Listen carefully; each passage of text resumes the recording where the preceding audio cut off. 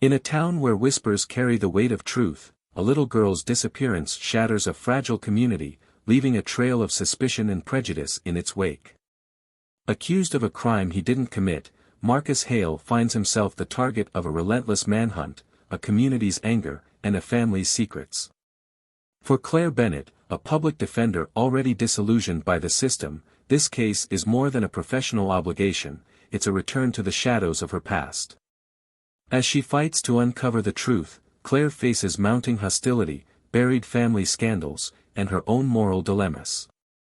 But as the layers of deception peel away, the story of Emily Harrington's disappearance reveals not just a crime but the broken lives hiding behind privilege, power, and appearances. With everything on the line, can Claire bring justice to the innocent and hold the guilty accountable? Or will the cost of uncovering the truth be too much for everyone involved? The sun hangs low over the sprawling Harrington estate, casting long shadows over the manicured lawns. Emily Harrington, clutching her beloved stuffed bunny, darts between hedges, her laughter echoing through the garden. Catherine Harrington sits on the porch, nursing a glass of wine, her gaze drifting to her husband, Richard, pacing on a phone call. "Richard, it's dinner time. Can't that wait?" Catherine calls, but her voice is edged with resignation rather than authority. "I've got it handled," Richard snaps, turning his back. As Catherine looks away to sip her wine, a silence falls. The laughter stops. She turns back to the yard. "Emily." Her voice wavers. Rising from her chair, Catherine moves quickly, scanning the garden. She spots Emily's stuffed bunny lying near the hedgerow. Her breath quickens. "Emily." The gardener jogs toward her. "Mrs. Harrington, I saw a man, near the fence earlier. He looked like he was leaving with." Catherine doesn't wait for him to finish. She races toward the house, her voice trembling as she shouts, "Richard. Call the police. Emily's gone." In a modest house on the outskirts of town, Marcus Hale chops vegetables in his kitchen. The rhythmic sound of the knife against the cutting board offers a small sense of calm. Outside, the wail of sirens breaks the quiet. Marcus peers through the window, seeing flashing lights speed down the road. He frowns but returns to his task. A sudden knock on the door interrupts him. Two police officers stand outside, their expressions grim. "Mr. Hale?" "Yes, officers. We'd like to ask you a few questions," one of them says, stepping into the doorway without waiting for an invitation. Marcus stiffens. "What's this about?" "There's been an incident involving the Harrington family. A child is missing, and witnesses place someone matching your description near their property earlier today." Marcus blinks. "I wasn't anywhere near the Harringtons' place. I've been here all day." The officers exchange glances. "Mind if we take a look around?" Marcus hesitates but steps aside. "Go ahead. I've got nothing to hide." Claire Bennett slumps at her desk in the cramped public defender's office, a stack of files teetering on the edge. "Bennett," her boss's gruff voice calls from the doorway. "Got a big one for you. Missing kid. Harringtons." Claire groans. "Please tell me you're joking." He tosses the file onto her desk. "Marcus Hale.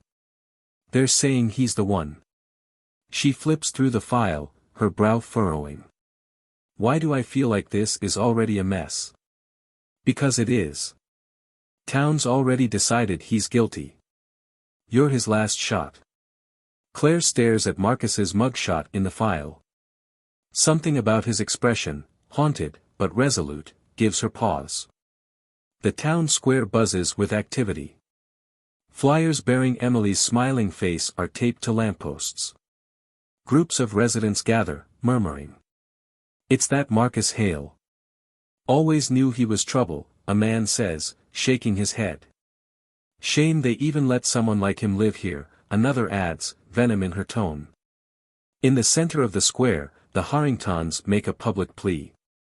Catherine clutches Richard's arm, her voice breaking as she says, "Please, help us find Emily. We'll do anything to bring her home." The crowd erupts into murmurs, their suspicions solidifying into certainty. Claire sits across from Marcus in the sterile interrogation room. He's composed but weary, his hands clasped tightly. "I'm your lawyer," Claire says, introducing herself. Marcus nods, his voice calm but firm. "I didn't do this." "I believe you," Claire says cautiously. "But the evidence is stacking up. They found the girl's stuffed bunny in a truck linked to you." Marcus's eyes widen. "I don't own a truck. Never have." Claire leans back, a flicker of doubt crossing her mind. "Then why would someone say it's yours?" "I don't know. But they're wrong." Back at the Harrington estate, police comb the grounds. A detective kneels near the edge of the woods, lifting a shoe from the dirt. "Got something," he calls out. Catherine hurries over, her face pale. "Is it Emily's?" The detective nods grimly. It matches the description. As they bag the evidence, Catherine looks back toward the house, her gaze lingering on Richard, who watches from the porch, his face unreadable.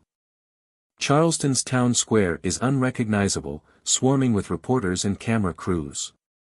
Microphones capture every detail, turning the disappearance into a national spectacle. Outside a cafe, Claire Bennett sips her coffee, observing the chaos. "I told you," a woman mutters to her companion at a nearby table. "It's that Hale guy.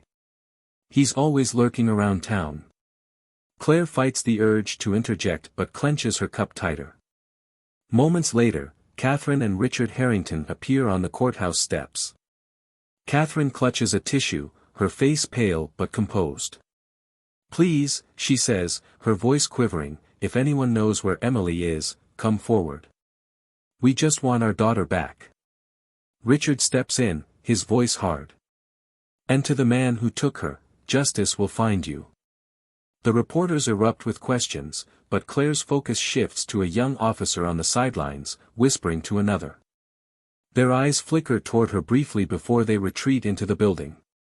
At Marcus's modest home, Claire sits across from him, a yellow legal pad in hand.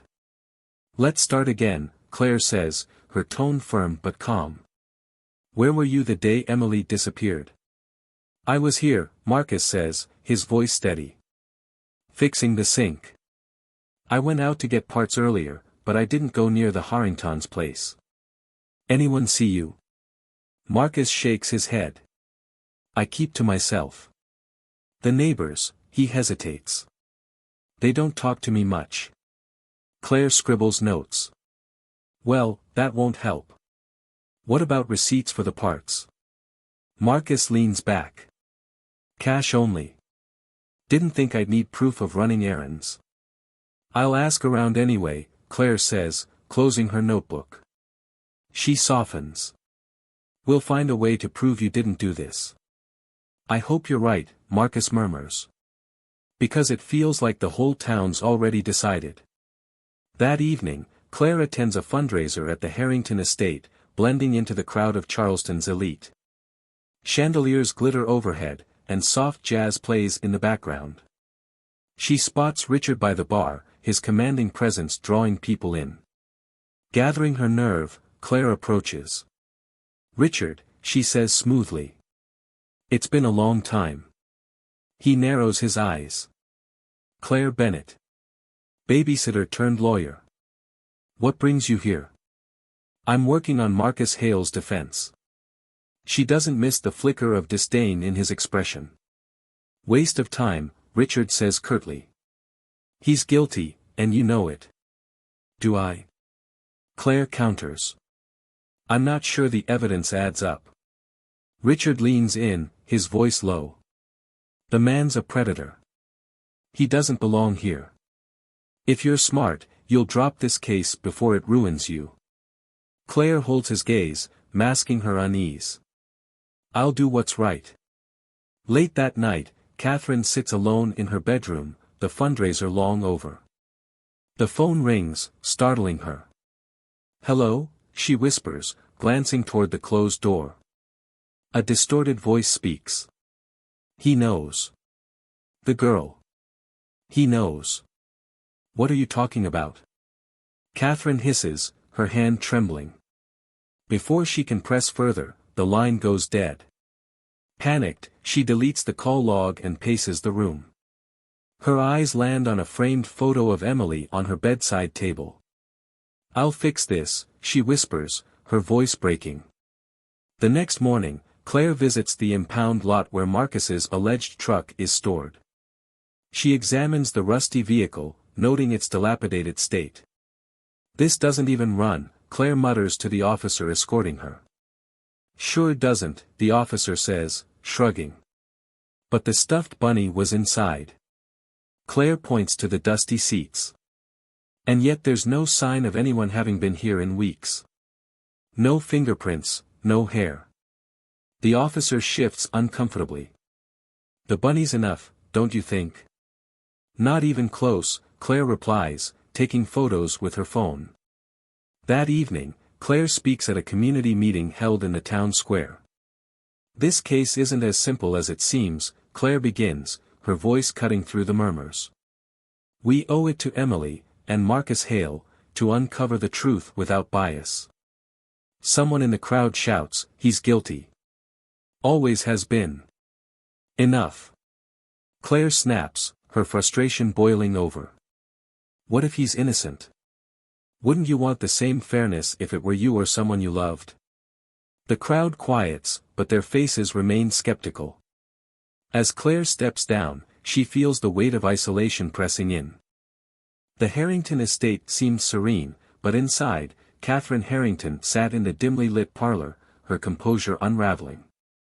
Across from her, Laura Collins, her lifelong confidant, leaned forward, concerned. "I can't do this anymore," Catherine whispered, her voice trembling. "The charade, the lies. It's too much." Laura frowned. "What are you saying, Catherine? You need to stay strong, for Emily." A tear slipped down Catherine's cheek as she clutched a framed photo of Emily.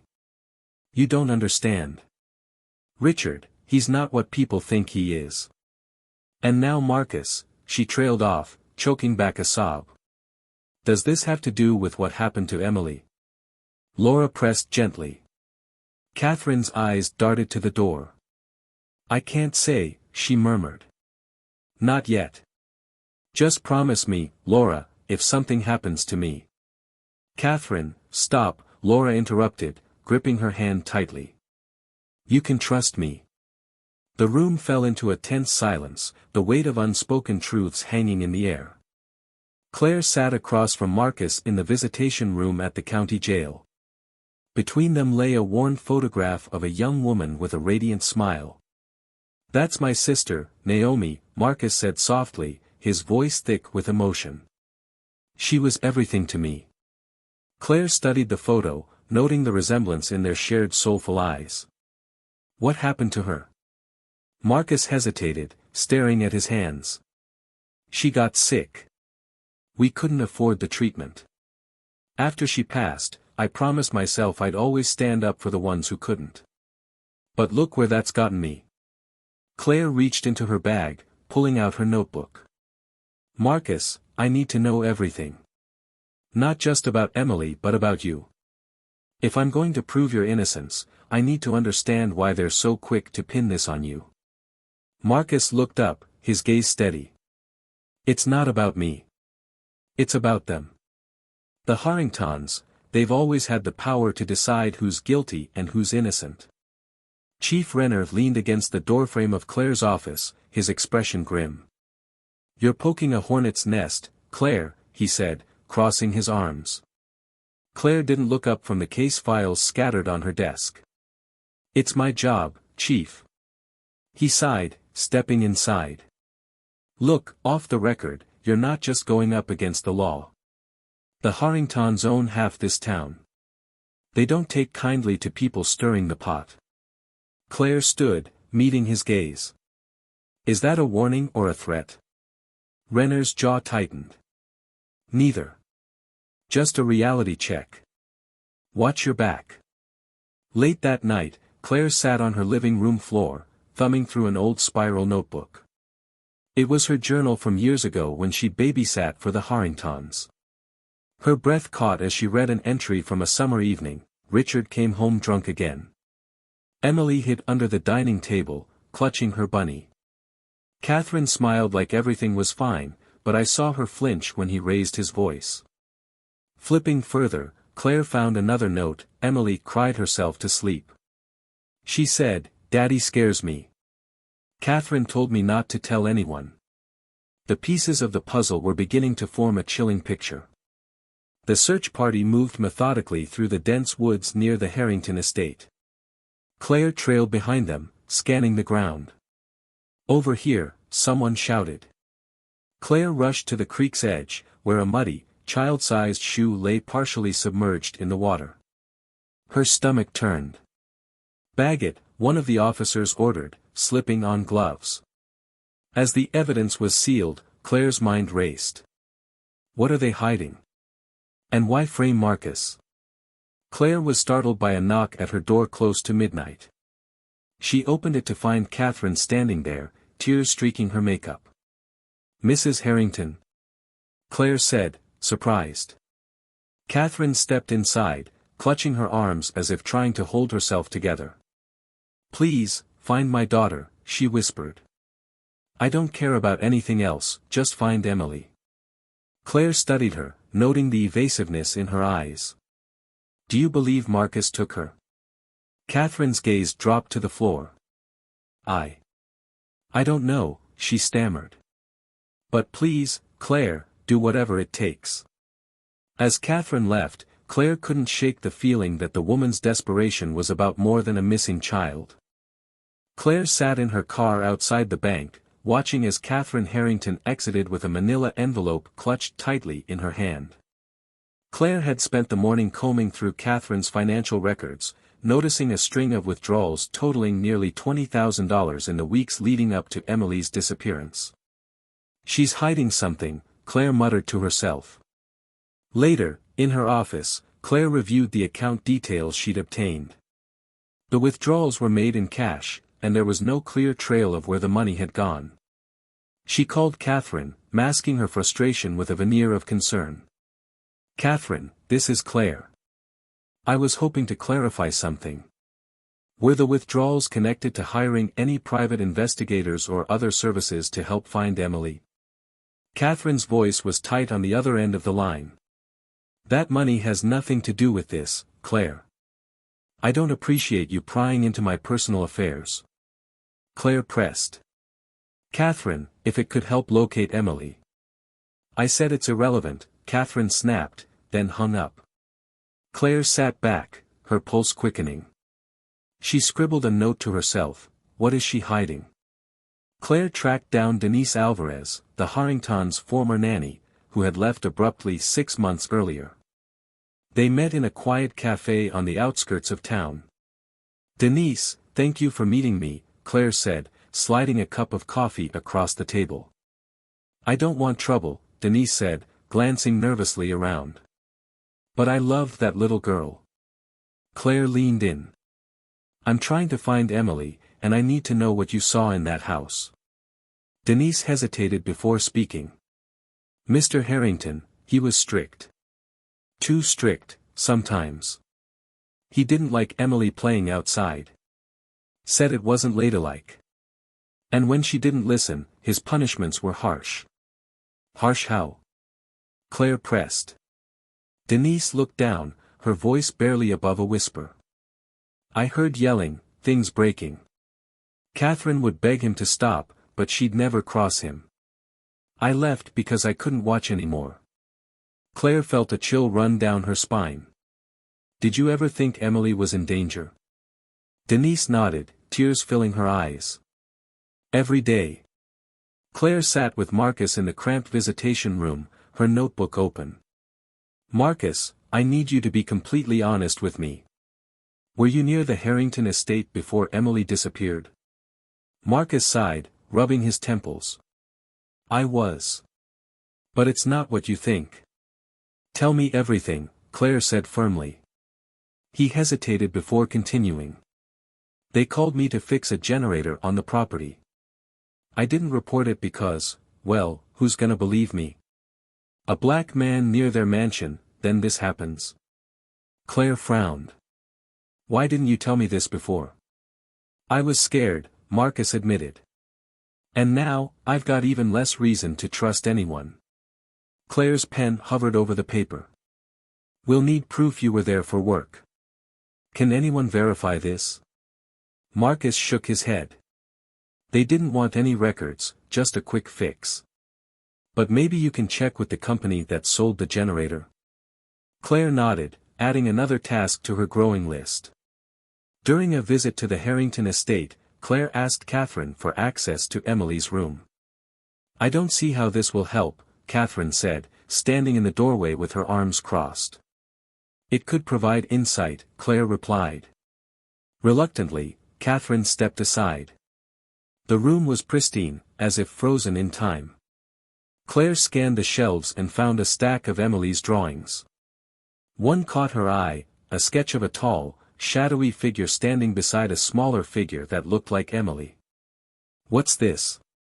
Claire asked, holding it up. Catherine glanced at it briefly. She has a vivid imagination. Did she say who this was? Catherine hesitated. She called him the Dark Man. Probably something she saw in a storybook. Claire slipped the drawing into her folder. I'll need to hold on to this.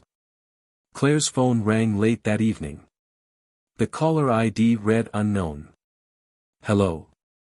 Claire answered cautiously. A distorted voice replied, if you want the truth, stop looking at Marcus. Look at the Harringtons. Who is this? Claire demanded, but the line went dead. Her hands trembled as she replayed the voice in her mind. Someone knew more than they were letting on, and they were pointing her in the same direction her instincts had been leading. Claire stormed into Richard Harrington's study, her patience worn thin. Claire, Richard said, rising from his chair. To what do I owe the pleasure? I know about the generator repair, Claire said, cutting to the chase. And the money Catherine withdrew. You've been keeping secrets, Richard. He smirked, his calm demeanor infuriating. You have no idea what you're talking about. I think I do, Claire shot back. Emily was terrified of you, and now she's gone.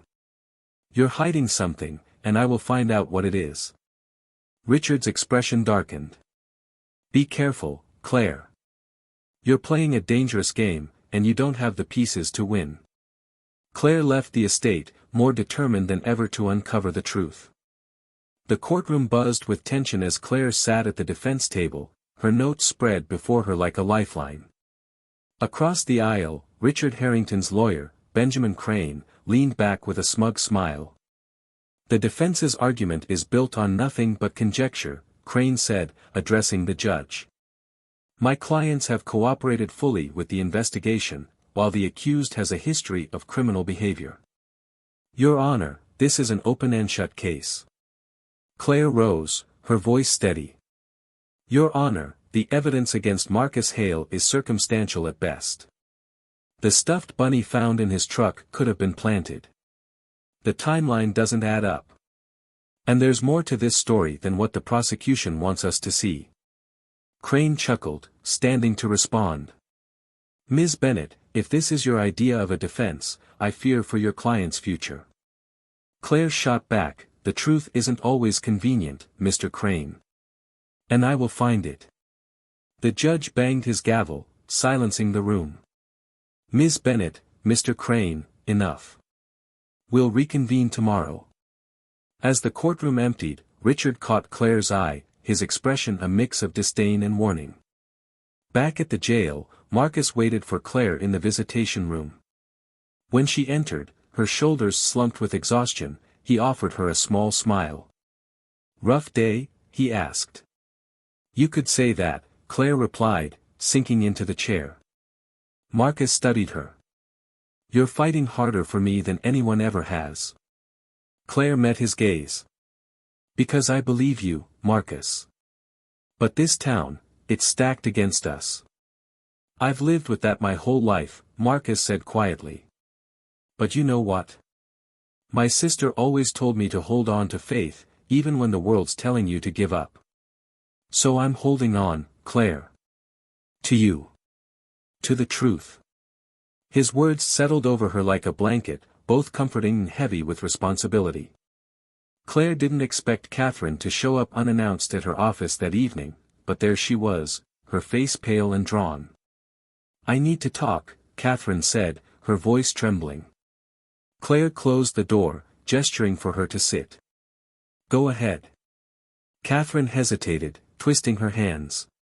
Richard isn't the man people think he is. He's controlling, manipulative, dangerous. But I never meant for this to happen. For what to happen?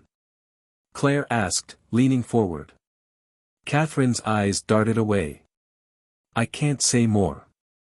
Not yet. She stood abruptly. Just, find Emily. Please. Catherine, Claire called after her. If you know something, you have to tell me. But Catherine was already gone. Determined to dig deeper, Claire returned to the Harrington estate under the pretense of following up on Emily's case. As Richard was occupied in his study, Claire explored the house. In a rarely used wing, she found a locked door. The faint smell of mildew seeped through the cracks. What are you doing? Richard's voice made her jump. Claire turned, forcing a calm expression. Looking for anything that could help. What's in there? Richard's jaw tightened. A storage room. Nothing relevant to your case. Mind if I take a look? Yes, I do, he said sharply. You're overstepping, Ms. Bennett. Claire backed away, her pulse racing. She had no doubt the room held answers. The next morning, Claire received a call from a forensic analyst she'd hired independently. We got the results from the shoe, the analyst said. There's a small trace of blood, but the interesting part is the dirt embedded in the sole. It's from a specific type of clay found near the old mill, not the creek where it was found. Claire's mind raced. Can you send me everything you have? Already on its way. The discrepancy in location was a crack in the prosecution's narrative, and Claire knew it could change everything. Later that day, Claire met with Detective Hargrove, a retired investigator she'd asked for help. I found something interesting, Hargrove said, sliding a bagged piece of paper across the table. These are the remains of a letter burned in the Harrington fireplace. We managed to recover partial text, Emily, safe, keep him away. Claire's heart pounded. This proves someone was protecting Emily, not abducting her. Be careful, Hargrove warned. You're poking a bear, Claire. She nodded, determination hardening her resolve. The pieces were coming together, and the truth was within reach. But she knew exposing it would come at a price. Claire's office was a battlefield of papers, sticky notes, and old coffee cups. She ran her hands through her hair, her eyes scanning the timeline she'd pinned to her board. Something wasn't adding up. The Harringtons' pristine façade had been cracking, but she needed more, something solid to unravel the lies. Her phone buzzed on the desk. It was Ryan, the private investigator she'd hired, his voice low and serious. You're not going to believe this, he said. I found a safe in Richard Harrington's office. It's locked, but I got a look at some files before the cleaning crew came in. There's a ledger, dates, payments, weird notes. You need to see it. Claire wasted no time. That evening, she found herself inside the Harrington estate once more, the grandeur of the home now overshadowed by the weight of its secrets. Ryan had arranged for her access, slipping her a key card to bypass the estate's security system. The office smelled of leather and varnish, its shelves lined with volumes meant to impress rather than be read. On the massive oak desk sat the ledger. Claire's breath hitched as she opened it and scanned its contents. Each page felt like a confession, dates corresponding to incidents Emily had hinted at in her drawings, payments to unknown recipients, and notations that made her stomach churn. Withdrawn for medical expenses, one line read, though Emily had never been publicly known to have health issues. Another note referenced confidential arrangements, a euphemism for payoffs, Claire suspected. Her hands shook as she flipped through the pages. This wasn't just about neglect or irresponsibility, it was a paper trail of control, intimidation, and abuse. Catherine's name appeared frequently, tied to small, desperate attempts to shield Emily. One note, scrawled hastily, read. Covered for K, final warning. The sound of footsteps on the marble floors outside jolted her. She quickly closed the ledger and shoved it into her bag, her heart pounding. Richard Harrington entered, his frame dominating the doorway. His tailored suit and icy demeanor screamed authority, but his eyes narrowed suspiciously when he saw her. Claire Bennett, he said, his tone clipped. What an unexpected visit. May I ask what you're doing in my office? Claire straightened, gripping the strap of her bag tightly. Doing what you've spent your life avoiding, finding the truth. His expression darkened. You're making a mistake. Walk out now, and I might forget this intrusion. She stepped past him, her pulse racing but her voice steady. You've underestimated me before, Richard. That ends now. As she exited the estate, the weight of the ledger in her bag felt both heavy and hopeful. For the first time, she had the evidence she needed to begin tearing down the Harringtons' fortress of lies. Claire sat in her office the next morning, the ledger open before her, its damning details still fresh in her mind. She knew the clock was ticking. Richard would likely realize it was missing soon, and she had to act before he could mount a defense. Her thoughts were interrupted by a soft knock at the door. Catherine Harrington stepped inside, her usually flawless appearance marred by disarray. Her makeup was smudged, and her eyes were red-rimmed. For a moment, Claire saw not the poised matriarch but a woman on the verge of breaking. Catherine, Claire said, rising from her desk. Why are you here? Catherine hesitated, her hands clutching a tissue so tightly it tore at the edges. I don't know who else to turn to, she admitted, her voice barely above a whisper. Claire gestured for her to sit, her skepticism tempered by curiosity. Catherine looked around the cluttered office, her gaze lingering on the piles of folders and sticky notes. Finally, she met Claire's eyes. I need to tell you everything, Catherine began, her voice trembling. Claire leaned forward, her heart pounding. Start at the beginning. Catherine's story unfolded in fragmented sentences, each word carrying years of suppressed pain. She spoke of Richard's temper, his controlling nature, and his escalating behavior toward Emily. At first, it was just his tone, the way he dismissed her or ignored her cries. But then it became physical. Small things he could explain away. A harsh grip on her arm, a shove when he was angry. But I knew. Her voice broke, and she covered her face with her hands. Claire let her cry, waiting until Catherine gathered herself enough to continue. That night, Catherine said, looking at Claire with hollow eyes, I saw the look in his eyes. He was furious. Emily had spilled something on one of his contracts. It was nothing, but to him, it was everything. I couldn't let him touch her again. So I took her. I had to protect her.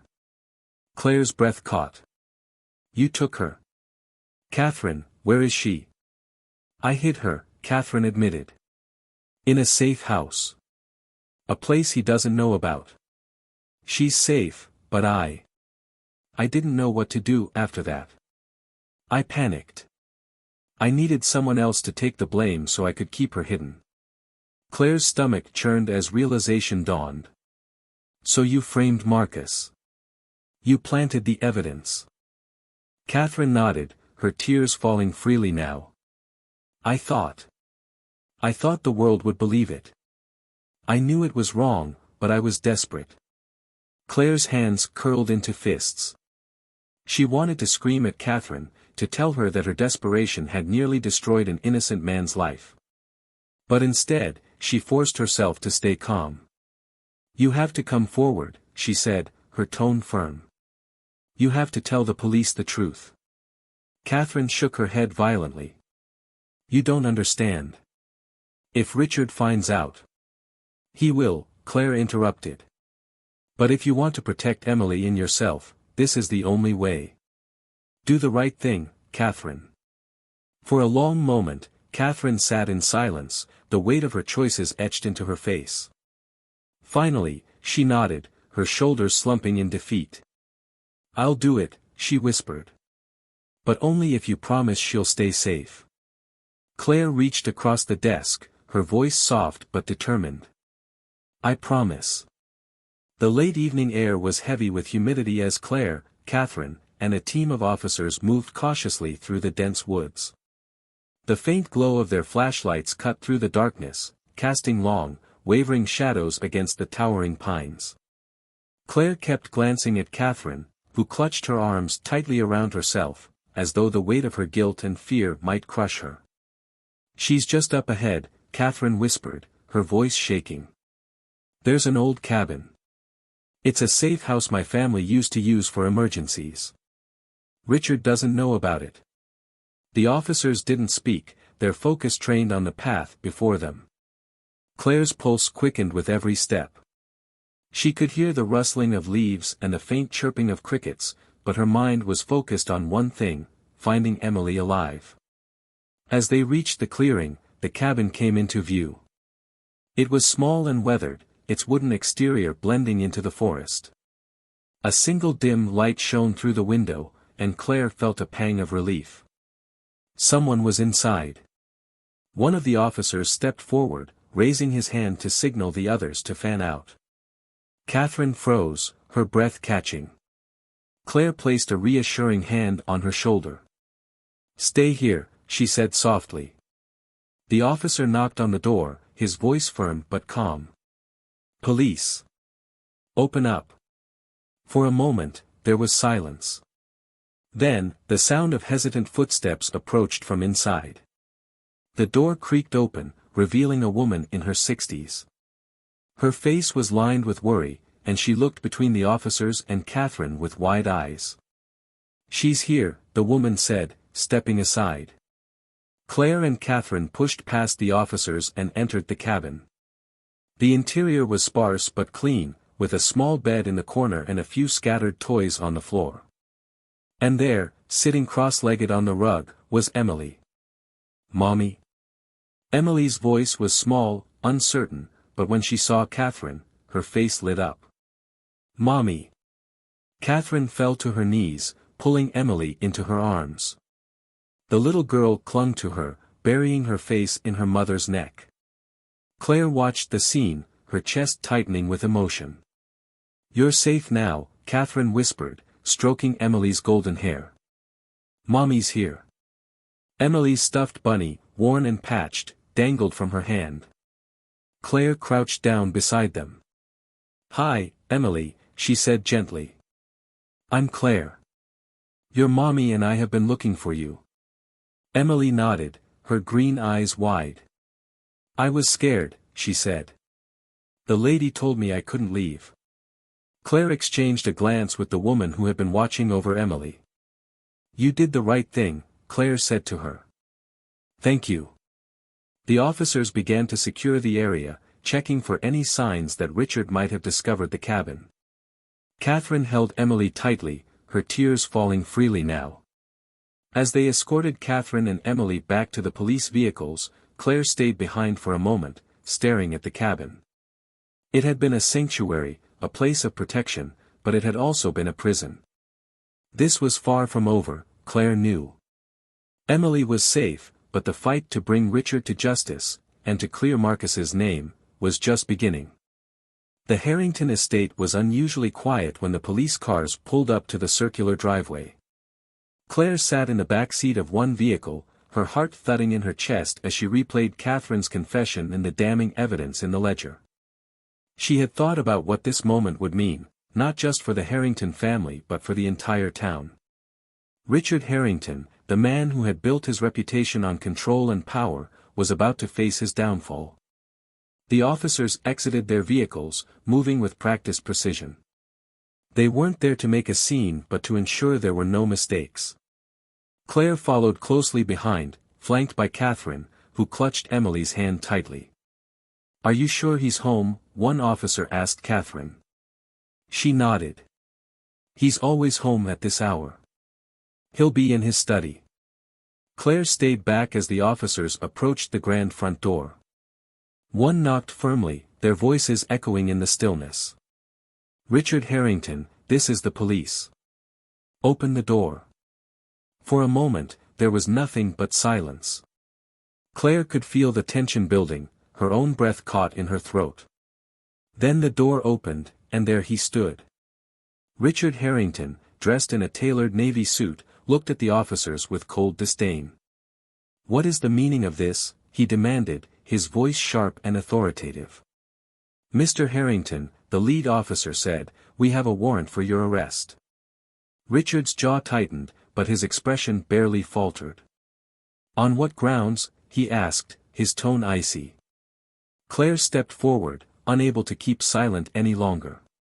"Child endangerment, abuse, obstruction of justice," she said, her voice steady. "And that's just the beginning." His eyes snapped to her, narrowing with recognition and fury.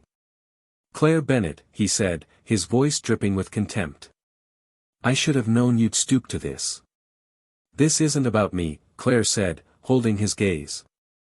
"It's about what you've done, to Emily, to Catherine, to this town. It's over, Richard." He laughed, though there was no humor in it. "Do you really think you can win this? Do you know who I am? What I've built?" The officer interrupted. "Mr. Harrington, turn around and place your hands behind your back." For the first time, Richard's confidence wavered. His gaze darted to Catherine, who stood a few feet away with Emily. His wife met his eyes but gave nothing away, no fear, no remorse, only resolve. "You'll regret this," he growled as the officers moved to cuff him. "All of you." As they led him toward the waiting police car, neighbors began to emerge from their houses, drawn by the commotion. Their whispers spread quickly, shock rippling through the crowd. Claire scanned their faces, recognizing a mix of emotions, curiosity, disbelief, and even quiet satisfaction. Richard Harrington, the man who had towered over them all, was being brought low. Catherine approached Claire, her face pale but determined. "Is it really over?" she asked, her voice trembling. "It's the beginning of the end," Claire replied. "But there's still work to do." She glanced at Emily, who clung tightly to her mother's hand, her stuffed bunny tucked under her arm. Claire knelt down to the little girl's level. "You're very brave, Emily," she said softly. "And no one is going to hurt you ever again." Emily looked at her with wide green eyes, and for the first time that evening, she smiled, a small but hopeful gesture. As the police cars drove away, taking Richard into custody, Claire felt a flicker of relief. But the weight in her chest reminded her that the fight wasn't over. Marcus was still behind bars, and the scars Richard had left wouldn't heal easily. The crowd began to disperse, but the whispers lingered. The Harrington name, once untouchable, was now the subject of scandal. And for Claire, that was a start. The courthouse buzzed with anticipation as people filed into the gallery. Claire could feel the weight of every gaze as she walked toward the defense table where Marcus sat, his hands folded tightly in front of him. He looked thinner than she remembered, his face lined with exhaustion. But when he saw her approach, his dark eyes flickered with cautious hope. "Claire," he said quietly, his voice steady despite everything. "Do you really think this is it?" She placed a comforting hand on his arm. "I know it is. The evidence is irrefutable. We've got the ledger, Catherine's confession, and proof that Emily is safe. There's nothing left for them to argue." Marcus nodded, though doubt still lingered in his expression. "It's hard to believe after everything." "It's hard to believe because it's been unfair for so long," Claire said firmly. "But today, the truth wins." The judge entered, and the courtroom fell silent. As the hearing began, the prosecution presented a feeble argument for maintaining Marcus's detention, but their case had unraveled. Claire stood and methodically laid out the truth: Catherine's admission that she had framed Marcus, the planted evidence, and the falsified narrative constructed to protect her family. This man, Claire said, pointing to Marcus, was made a scapegoat not because of his actions but because of his race and status. The real danger to Emily Harrington was her father, Richard Harrington, whose crimes have now come to light. Marcus Hale is an innocent man who has been unjustly persecuted by a system too willing to believe a convenient lie. The courtroom murmured, tension rippling through the crowd. Claire saw familiar faces, some she knew had doubted Marcus's guilt, others who had been vocal in their condemnation of him. When she finished, the judge leaned forward, his expression grave but resolute. "This court finds no legal grounds to continue holding Mr. Hale," the judge said.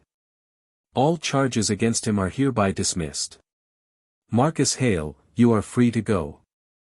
The words hung in the air for a moment, then sank in. Marcus exhaled sharply, his hands gripping the edge of the table. Claire smiled at him, her relief overwhelming. "Marcus," she said softly, "you're free." He looked at her, his eyes glistening.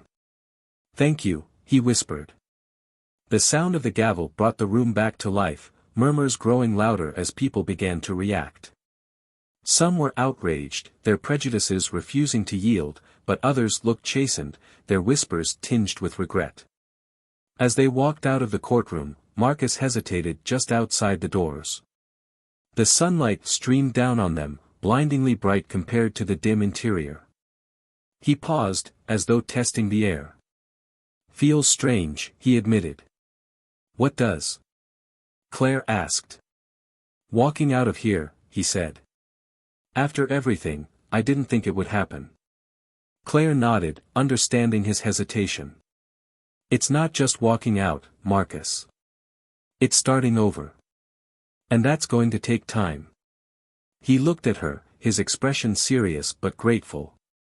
"I don't know how to thank you for what you've done." "You don't have to thank me," Claire replied. "Just don't give up on yourself. You deserve this freedom as much as anyone." The crowd outside the courthouse was divided. Reporters shouted questions, townspeople whispered and pointed, and others simply stood in silence. Marcus didn't acknowledge any of them. He walked forward, head held high, stepping into his freedom with quiet dignity. But as Claire watched him go, she felt a pang of guilt. He was free, yes, but the scars of the ordeal were far from healed. The town wouldn't forget easily, and neither would Marcus. She turned back toward the courthouse, already thinking about the battles yet to come. For Marcus, for Emily, and for the truth. The town of Charleston buzzed with the fallout of Richard Harrington's arrest and Marcus Hale's exoneration. Gossip swirled in the shops and cafes, the story twisting with each retelling. Some claimed Catherine was as guilty as her husband, others called Marcus's release a travesty of justice. But beneath it all was the faint hum of something unfamiliar: shame. Claire walked through the courthouse square, feeling the stares of those who had once ignored or judged her. Now, their gazes were heavy with questions. She could almost hear their thoughts. How could someone like Claire stand against the Harringtons? How had the town been so blind? She stopped by a bulletin board plastered with local announcements and a few remaining "Find Emily Harrington" posters. One of them was defaced with crude graffiti aimed at Marcus. Claire frowned, tearing it down. Change would come, but it wouldn't happen overnight. Marcus, meanwhile, sat on the porch of his modest home on the outskirts of town, the place that had once been his sanctuary but now felt like a prison. The small lawn, overgrown from weeks of neglect, stretched out before him like a battlefield. He hadn't left the property since his release, unsure of how to face the world again.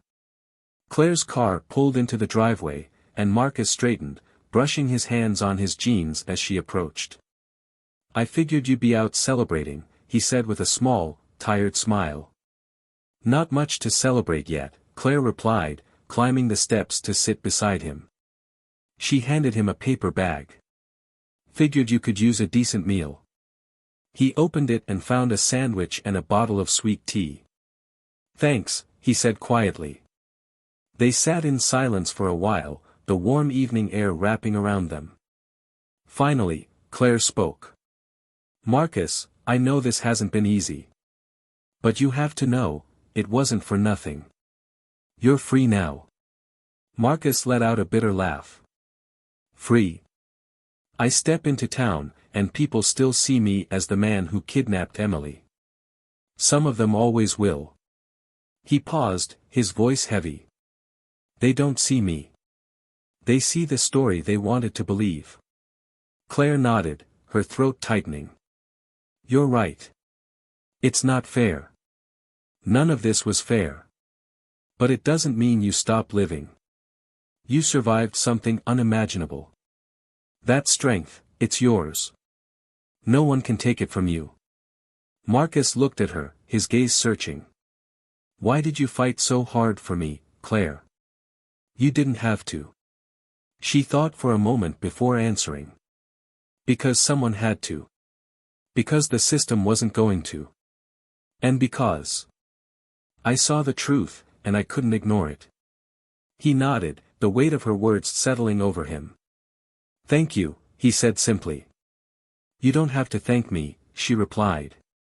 Just promise me one thing. What's that? Don't let them win. Don't let their hate, their lies, their ignorance take any more from you than it already has. Marcus smiled faintly, the first genuine smile she'd seen from him in weeks. I'll try. As Claire stood to leave, she glanced back at him, sitting alone on the porch. He was free, but she knew the journey ahead would be long and fraught with challenges. Still, there was something in his eyes, a flicker of determination, that gave her hope. Driving away, she felt the weight of the past weeks settle on her shoulders. Marcus was free, Emily was safe, and Richard Harrington's empire was crumbling. But the scars left behind, on Marcus, on Catherine, on the town, would take years to heal. The fight for truth had come at a cost, but Claire knew one thing for certain, it was worth it. Claire sat in her office, the glow of her desk lamp casting long shadows on the cluttered walls. The courtroom victory was still fresh in her mind, but the sense of triumph felt distant. Instead, there was exhaustion, a bone-deep weariness from weeks of fighting against prejudice, lies, and power. Her phone buzzed, a notification lighting up the screen. It was a text from her mother. Proud of you. We all are. Dinner soon? Claire smiled faintly, the words warming her more than she'd expected. Her mother had been skeptical when Claire took on Marcus's case, worried about the backlash from the town. But now, even she seemed to recognize the importance of what Claire had achieved. There was a knock at her door. Come in, she called. Her assistant, Jenna, poked her head inside. Claire, there's someone here to see you. Before Claire could respond, Marcus stepped into the room. He wore a clean but worn button-down shirt, and there was a quiet strength in his posture. I figured I'd find you working, he said, a small smile tugging at his lips. Claire gestured for him to sit, feeling a twinge of guilt. She'd been so caught up in the aftermath of the case that she hadn't checked on him since his release. How are you holding up? Better, Marcus said, settling into the chair across from her. It's strange, though. Being out, but not really free. Claire nodded, understanding. People need time to unlearn their assumptions. But you've got the truth on your side now. He tilted his head, his expression thoughtful. You know, Claire, you didn't have to fight for me the way you did. But you did. And I'll never forget it.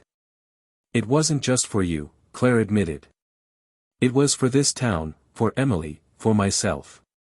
The system isn't fair, Marcus. But sometimes, if we push hard enough, we can make it work the way it's supposed to. He smiled again, this time with a hint of genuine warmth. Well, you made a believer out of me. As he stood to leave, Claire felt a wave of pride mixed with relief. The fight wasn't over, not for Marcus, not for the town, and not for her. But for now, there was a moment of peace. The early morning light filtered through the trees, painting the modest cabin in warm golds and greens. Marcus stood outside, leaning against the old pickup truck he had just packed with his few belongings. The air was still, save for the occasional rustle of leaves, and it carried the quiet promise of something new. His neighbor, Mrs. Green, shuffled down the path to see him off. She held a plate covered with foil, her wrinkled face lined with concern and a hint of sadness. "Thought you could use something to eat for the road," she said, handing him the plate. Marcus smiled, taking it from her. "Thank you, Mrs. Green. You didn't have to do this." "Nonsense," she replied. "You've always been a good neighbor, Marcus. Don't let anyone tell you otherwise." Her words were kind, but Marcus could hear the unspoken truth beneath them. He had been good to her, yes, but not everyone in the town saw him that way. The whispers, the stares, they hadn't disappeared overnight. "You think this is the right thing?" he asked her, his voice quieter now. Mrs. Green patted his arm. "Sometimes you have to go where the soil's better, where you can grow without people trampling you down." Marcus nodded, her words settling over him like a bomb.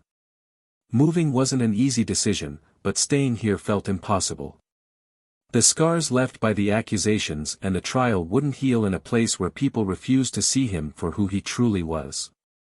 As he climbed into the truck, he glanced at the small house he had called home for years. It was weathered and modest, but it had been his sanctuary. Now, it was time to leave it behind. A honk broke the silence. Claire's car pulled up beside his truck, and she stepped out, a to-go cup in hand. She waved him over, her auburn hair catching the morning light. "Thought I'd catch you before you took off," she said, handing him the cup. "Coffee. Figured you might need it." He laughed softly, taking it from her. "You always thinking ahead, huh?" "Comes with the job," she said, her tone light but her eyes serious. "You okay?" Marcus hesitated, then nodded. "Yeah. I think I will be. Just need to start fresh, somewhere new." Claire leaned against his truck, crossing her arms.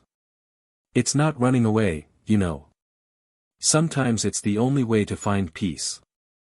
"That's what Mrs. Green said," Marcus replied, glancing toward the old woman, who waved at them from her porch. "Smart lady," Claire said with a smile. They stood in comfortable silence for a moment before Marcus turned to her. "Thank you, Claire. For everything. If you hadn't believed in me." "You don't have to finish that sentence," she interrupted gently. "I did what was right. And you deserve this chance." Marcus extended a hand, but Claire shook her head and pulled him into a brief hug instead. "Take care of yourself," she said, her voice soft. "You too," Marcus replied. He climbed into the truck, started the engine, and pulled onto the dirt road, the truck kicking up small clouds of dust. As he disappeared down the path, Claire stood watching, her chest tight with a mix of sadness and hope. Marcus was gone, but she knew he carried with him the strength to rebuild, to start anew. And for the first time in weeks, she felt the same strength within herself. Catherine Harrington sat in the therapist's office, her hands clasped tightly in her lap. It had been weeks since Richard's arrest, and the house she once shared with him felt like a tomb of memories. She had avoided this moment for years, unwilling to confront the truths that now stared her in the face. "How are you feeling today, Catherine?" the therapist asked gently. Catherine hesitated. "I'm not sure. Guilty. Relieved. Angry. All of it, I suppose." The therapist nodded. "Those are all valid emotions. You've been through a lot, and you've made difficult choices." Catherine glanced out the window. "I just want to be a good mother to Emily. I've failed her in so many ways." "Recognizing that is the first step," the therapist said. "What do you think you need to do to move forward?" Catherine sighed. Be honest, with her and with myself. Show her that I'm trying, even if it's messy. As the session continued, Catherine felt a small, tentative hope bloom inside her. Redemption wouldn't be easy, but for Emily, she was willing to try.